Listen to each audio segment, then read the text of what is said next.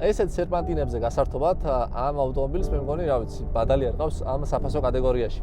სწორედ ეს იყო მთავარი იდეა, რომ Mazda შეექმნა რაც შეიძლება ბიუჯეტური ორკაციანი სპორტკარი.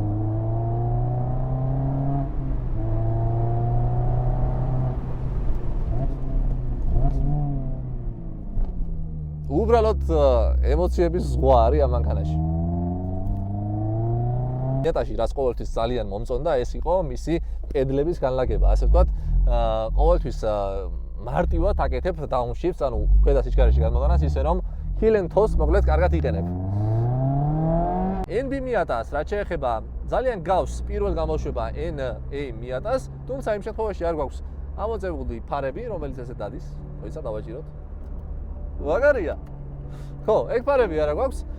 NB Miatas რაც შეეხება ძალიან დიდი ისტორია მაქვს NB Miatas-თან დაკავშირებით, რადგან მაგ მანქანით დაიწყო ჩემი სპორტული კარიერა.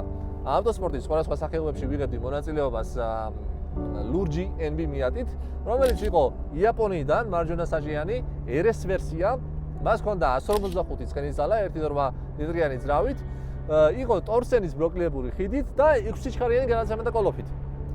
ძალიან სახალისო და მაგარი სამართავი ავტომობილი იყო და დავიწყე პირველი შეჯიბრით, თუ სწორად მახსოვს, ეს იყო წყვილთარ ბოლაზე მივიღე მონაწილეობა და საკმაოდ კარგი შედეგი დავაფიქსირე, მგონი მესამეზე გავედი, თავს ვერ დავდებ. თუმცა მთლიანობაში NB Miatით მაქვს დაახლოებით 20-ზე მეტი მედალი აღებული სხვადასხვა დისციპლინებში შეჯიბრებების. ვარ საქართველოს ჩემპიონი წყვილთარ ბოლაში, უკანა წამყვან ავტომობილებში, სწორედ Mazda Miatით.